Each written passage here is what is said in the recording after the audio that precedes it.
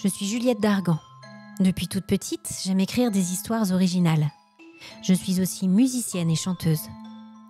J'ai imaginé 25 histoires de fantômes, de créatures ou rencontres paranormales. Elles sont basées sur des légendes urbaines ou des faits réels, souvent dans des lieux emblématiques ou très chargés spirituellement. Je vais vous emmener tout autour du monde, en immersion dans d'autres réalités, en mots et en musique. Alors installez-vous confortablement et suivez-moi pour découvrir mes rencontres surnaturelles.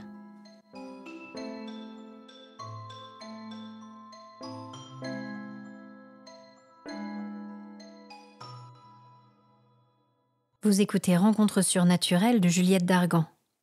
Épisode 1, La fiancée sur la colline.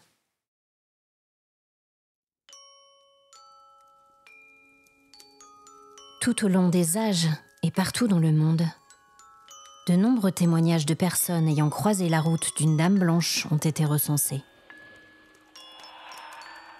Les témoignages, même s'ils sont signalés dans des endroits ou temporalités différentes, se ressemblent tous pourtant énormément. Il semble que pour croiser ce type d'apparition, de spectre dirons-nous, il faille rassembler plusieurs conditions. Rouler de nuit sur une portion de route isolée, dans des conditions météorologiques pas forcément idéales. Brouillard, pluie, neige. Même si la rencontre est angoissante, voire terrifiante, elle part souvent d'une bonne intention du côté de l'esprit. Prévenir d'un danger, éviter que d'autres ne trouvent une mort prématurée au détour d'un virage particulièrement dangereux, ou à l'occasion d'un obstacle non identifié pouvant causer un accident fatal. Bien souvent, la dame blanche, enfin l'esprit qui se manifeste ainsi, a lui-même perdu la vie au même endroit. Dans notre histoire du jour, malheureusement, notre dame blanche, en quête d'un amour perdu à jamais, a marqué la destinée d'un certain Brian Ashford au détour d'une petite route de la campagne anglaise.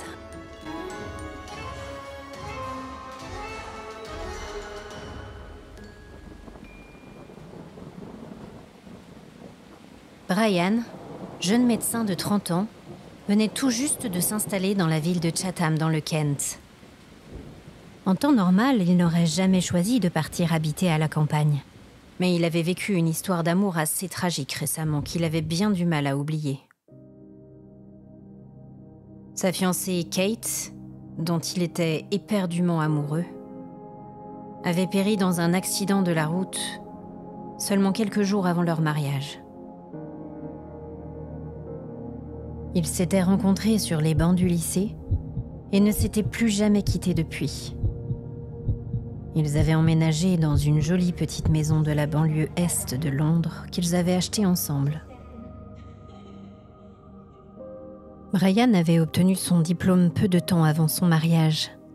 Et le jour de l'accident, il attendait sa bien-aimée avec impatience pour fêter sa réussite. Ils avaient prévu d'aller fêter ça avec tous leurs amis au pub. En plein mois de décembre, la voiture de Kate avait glissé sur une plaque de verglas et avait fini sa course dans un arbre, tuant sa passagère sur le coup. Un an après la mort de Kate, Brian était toujours hanté par son souvenir. Il avait décidé de tout abandonner et de recommencer sa vie ailleurs. Un nouveau départ.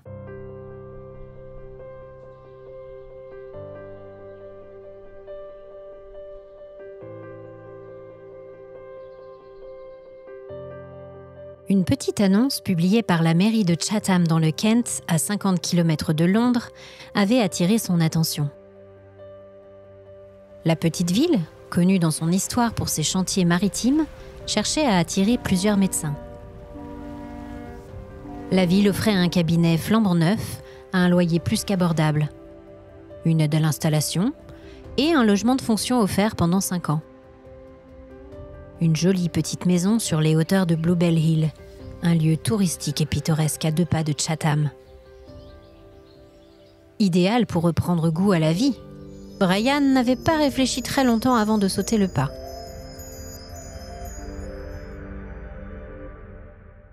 Au début, tout se passa très bien. Il était tellement occupé qu'il n'avait pas vraiment le temps de réfléchir. Il enchaînait les visites à domicile, faisait connaissance avec ses nouveaux patients et accumulait les allers et retours sur les petites routes de campagne.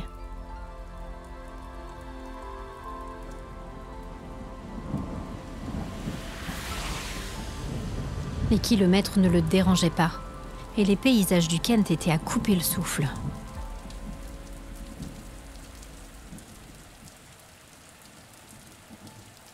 Il appréciait particulièrement aussi la simplicité et la gentillesse des gens du coin. Il avait noté qu'ils avaient tendance à beaucoup se raccrocher aux histoires et au folklore légendaire local pour égayer leurs longues soirées d'hiver. Mais dans l'ensemble, il trouvait leur foi en l'impossible assez rafraîchissante.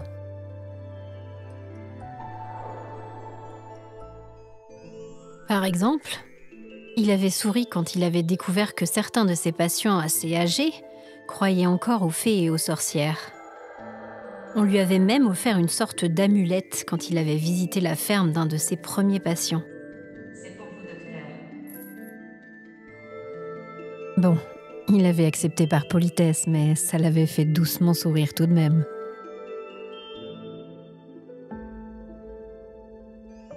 L'histoire qui l'avait le plus marqué, non pas parce qu'il y avait cru, mais parce qu'elle résonnait douloureusement avec son propre passé, était la légende de la Dame Blanche de Bluebell Hill. La fiancée de Bluebell Hill, comme l'appelaient les gens du coin. Une jeune femme de 22 ans, du nom de Susan Brown, avait péri dans un terrible accident de voiture le 19 novembre 1965, la veille de son mariage. Elle revenait de son enterrement de vie de jeune fille avec ses amis, quand elle avait perdu le contrôle de sa voiture sur la 4 voies passant en contrebas de Bluebell Hill et avait percuté une Jaguar venant en face.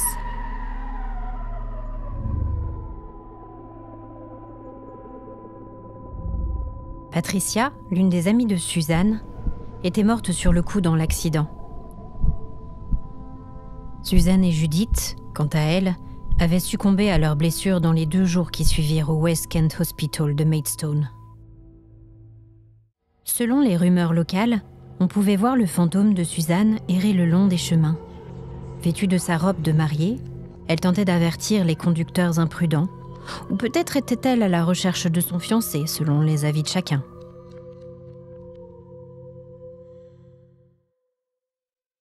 Évidemment, quand Brian avait entendu cette histoire, il avait immédiatement pensé à Kate, qui avait disparu dans des circonstances très proches quelques 40 ans plus tard.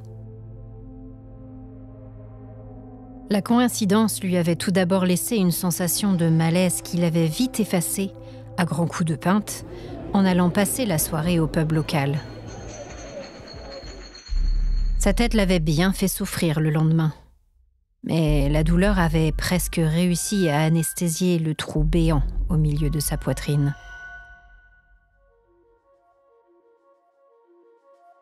Et puis un soir, il avait dû se rendre chez le vieux Andrew Hatchard qui s'était luxé l'épaule en tombant d'une échelle. Rien de bien grave, mais l'homme, âgé de 75 ans, était assez désorienté et choqué. Et à vrai dire, il avait surtout besoin d'une oreille bienveillante et patiente. Monsieur Hatchard, vous avez encore joué au super-héros. Allez, je vais vous remettre votre épaule en place.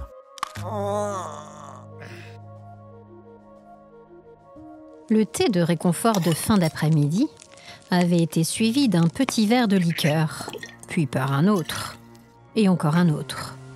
Selon M. Hatchard, cela allait leur faire du bien par cette soirée glaciale, et certainement les aider à remettre leurs émotions en place.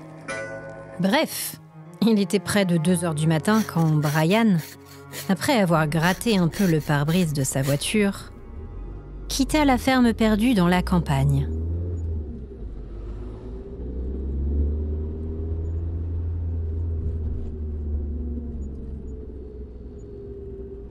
Il n'était plus qu'à 5 minutes de chez lui.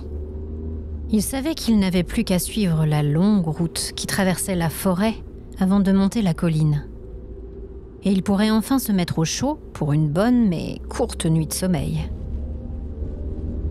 Autour de lui, Les branches des arbres ployaient sous le poids de la neige et du givre, offrant une vision à la fois magique et angoissante. On aurait dit une contrée sauvage, dans laquelle il était la seule âme à errer. Ah non. Paisiblement, il n'était pas tout seul.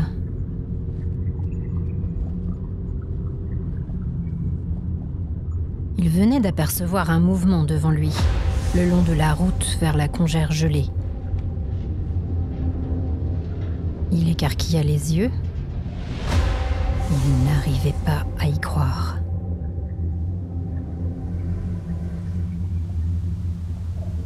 Il voyait une jeune femme en robe de mariée qui marchait à pas déterminés droit devant elle.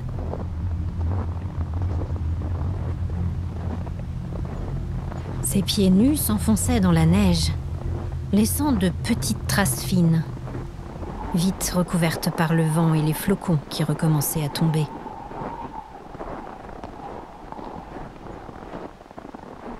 Abasourdi, Ryan maugréa. Bon Dieu, elle va geler. Elle est complètement folle, cette fille. Marcher dehors à peine couverte et pieds nus. Il pensa à une fugue ou à une dispute qui aurait mal tourné. Il ralentit et roula au pas, à la même allure que la jeune femme, qui n'avait d'ailleurs même pas tourné la tête vers lui. Au dehors, la neige tombait de plus en plus fort. Et un sentiment d'urgence et d'angoisse commença à l'envahir. Il ouvrit péniblement la vitre de sa voiture et appela doucement la jeune femme pour ne pas l'effrayer. « Madame ? Madame ? Tout va bien ? » Aucune réponse. La femme continuait à avancer du même pas déterminé. Elle était plutôt grande et jolie. Ses cheveux bruns, superbement coiffés à la mode des années 70, flottaient doucement dans le vent, faisant voltiger son voile en dentelle dans l'air nocturne.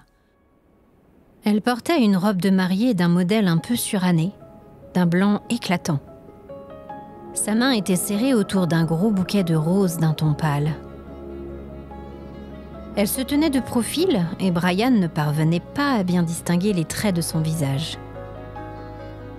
Il remarqua que la peau de ses épaules nues semblait presque grise, et ses lèvres, fines et serrées, étaient bleues de froid.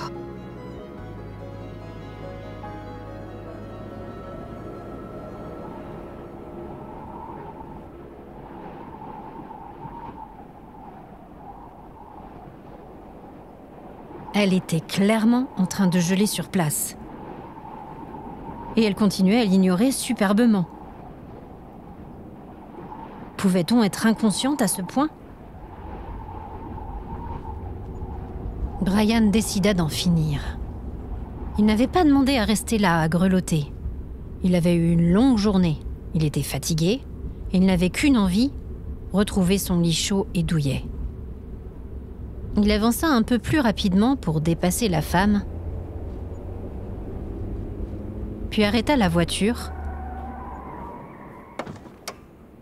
Il la forcerait à monter s'il le fallait, mais ce petit jeu du chat et de la souris avait assez duré. C'est alors qu'il se rendit compte du silence profond qui avait envahi la forêt. Pas un bruit, pas un murmure. Même le vent semblait être tombé d'un coup. Et encore plus étrange, la route était déserte. Il n'y avait personne.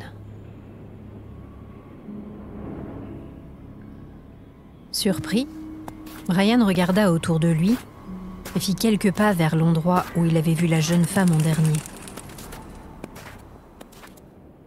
Là, dans la neige, de belles empreintes de pieds nus, nettes et bien dessinées, étaient précédées par une multitude d'autres empreintes similaires.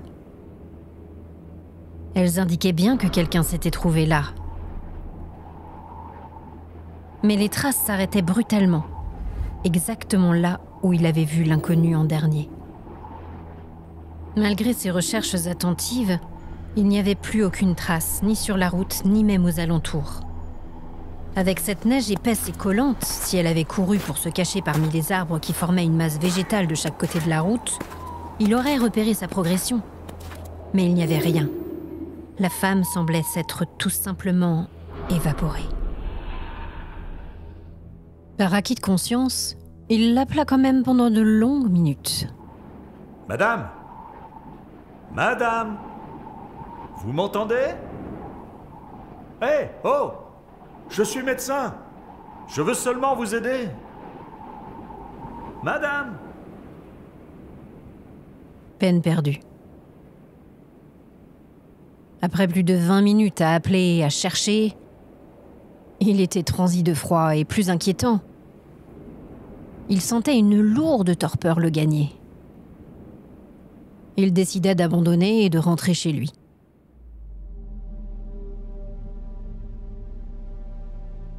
Il jeta un œil sur son portable, mais celui-ci s'était éteint au cours d'une de ses visites de l'après-midi. Brian haussa les épaules en se dirigeant vers sa voiture. Il appellerait la police en arrivant pour leur signaler une jeune femme errant dans les bois. Quand il remonta et ferma la portière, il se pencha pour accrocher sa ceinture de sécurité et se figea. Sur le siège passager, juste devant lui, se tenait une rose blanche, complètement gelée. Le cœur battant, il jeta un dernier regard autour de lui, mais la route était toujours déserte, et il ne vit rien non plus dans la forêt environnante. Il mit le contact et démarra, essayant de ne plus s'intéresser davantage à la rose.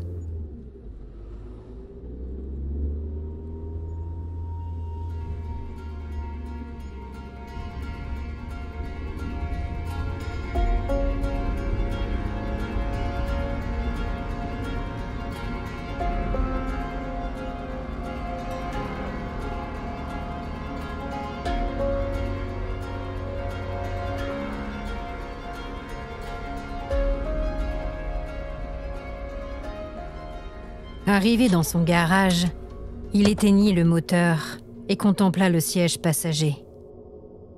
Il s'aperçut que la fleur avait disparu.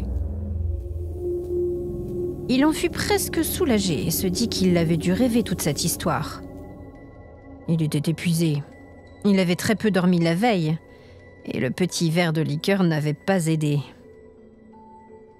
Il avait dû s'endormir sans s'en rendre compte sur le chemin du retour et avait miraculeusement évité l'accident tout en rêvant de cette femme. Il trébucha jusqu'à sa chambre, s'écroula sur son lit et s'endormit comme une masse jusqu'au matin. Les semaines suivantes furent pénibles pour Brian, qui se repassait en boucle la drôle de rencontre dans la nuit enneigée. À vrai dire, il s'en voulait de n'avoir prévenu personne.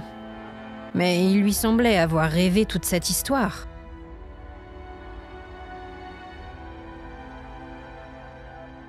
Il avait scruté les journaux et de nombreux sites d'information pour voir si l'on avait signalé la disparition d'une jeune femme à la même période, mais il n'avait rien vu de particulier.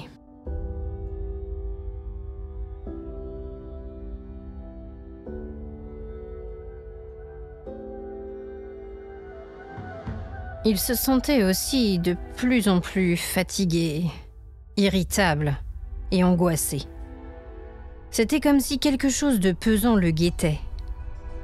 Comme s'il sentait une présence, mais sans parvenir à vraiment en comprendre la source.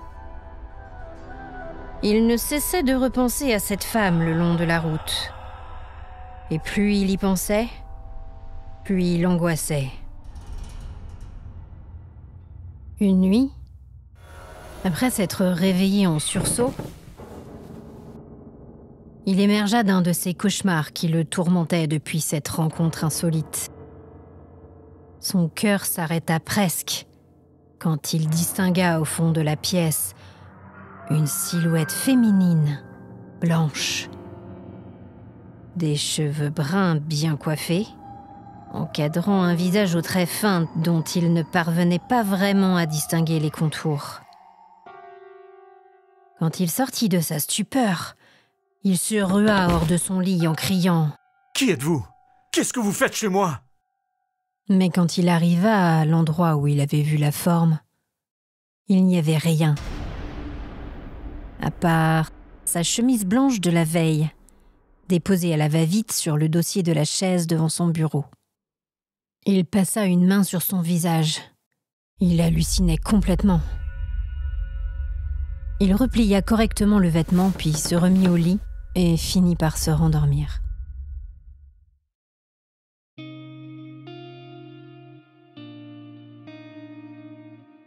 Après cette rencontre étrange qu'il n'arrivait pas à déterminer comme étant réelle ou pas, il lui sembla entreapercevoir du coin de l'œil cette longue silhouette aux cheveux bruns un peu partout autour de lui. Dans une ruelle du village de Bluebell, dans le reflet du couloir de sa maison, au loin, sur une petite route. À chaque fois, ce n'était qu'une vision fugace, mais il se sentait presque poursuivi, et il n'arrivait pas à comprendre pourquoi. Ce n'est finalement qu'en entendant à nouveau parler chez l'un de ses patients de cette histoire de mariés fantômes hantant les routes autour de Bluebell Hill qu'il fit le rapprochement avec ce qu'il avait vu et ce qu'il vivait actuellement. Sans pouvoir l'expliquer, il avait l'étrange certitude d'être hanté par l'esprit de cette Susan Brown.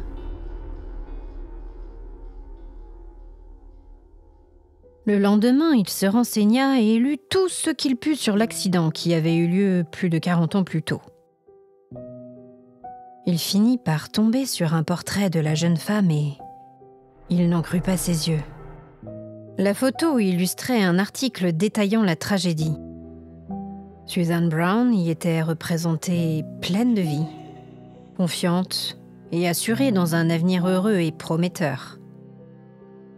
De beaux cheveux bruns, impeccablement coiffés, des traits fins, des grands yeux pétillants et un sourire immense prêt à dévorer sa nouvelle vie à grandes dents.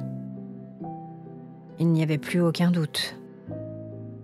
C'était bien la jeune femme qu'il avait croisée pieds nus dans la neige. Brian lut le compte-rendu de l'accident et découvrit une autre coïncidence troublante. Il portait le même prénom que le fiancé de Suzanne. Il repéra le lieu exact de l'accident. Susan Brown avait perdu le contrôle de sa voiture, une Ford Cortina, peut-être sur une plaque de verglas. Elle avait fait un tête-à-queue et avait malheureusement percuté de plein fouet une autre voiture venant en sens inverse. L'accident avait eu lieu dans le tournant de Lough Bluebell, sur la A229. Une petite carte accompagnait la description de l'accident, marquant l'emplacement où la jeune femme avait trouvé la mort. Troublant. Tout cela était vraiment troublant.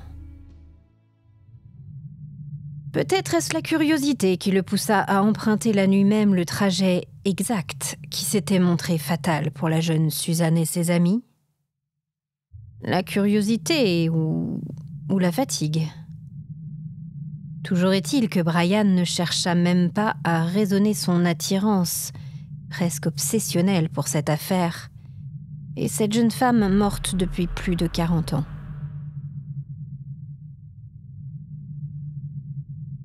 Il sentait qu'il devait se rendre là-bas.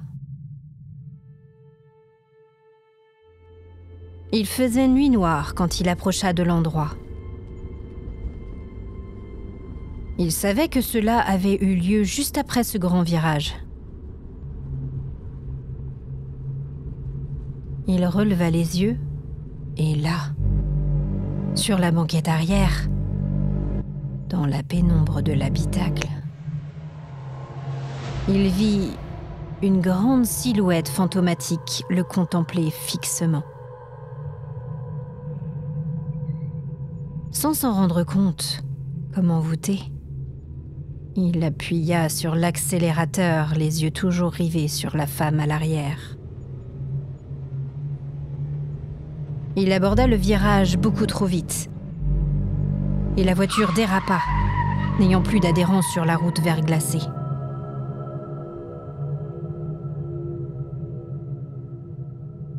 Avant que le véhicule ne s'encastre sur le tronc d'un vieux chêne, Brian vit soudain le visage torturé de larmes de Susan Brown se coller contre lui, poussant un long cri strident.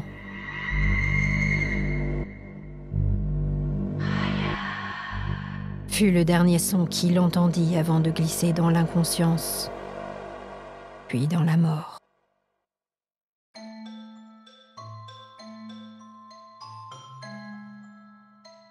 On pense souvent à un fantôme comme à une âme désespérée, à la poursuite d'une quête illusoire ou d'une tâche non terminée. Je suis persuadée qu'un amour malheureux pourrait se montrer tout aussi propice à maintenir une entité dans un état d'insatisfaction perpétuelle. Un amour fusionnel ou obsessionnel, que la mort serait venue briser, pourrait maintenir un lien entre nos deux réalités. Pour illustrer la quête désespérée de Susan Brown à retrouver son amour perdu, j'ai choisi de reprendre la chanson Habibi de Tamino, qui a su exprimer de façon juste et à la fois terrible à quel point l'amour peut se révéler être un poison et créer une emprise sur notre raison et nos sens.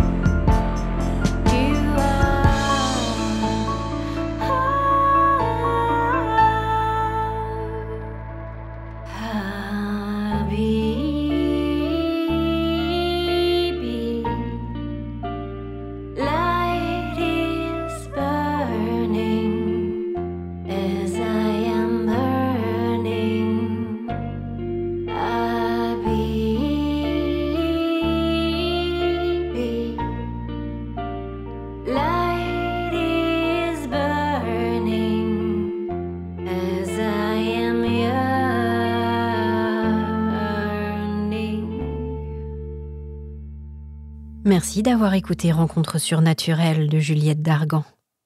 Vous venez de découvrir le premier épisode d'une longue série qui, j'espère, vous plaira. Découvrez le making-of dans la description de cet épisode. N'hésitez pas à me laisser vos commentaires par email sur juliettedargan.raconte@gmail.com ou sur mes réseaux sociaux. La prochaine fois, je vous emmène en Auvergne, sur les traces de mon enfance et dans une nouvelle rencontre surnaturelle.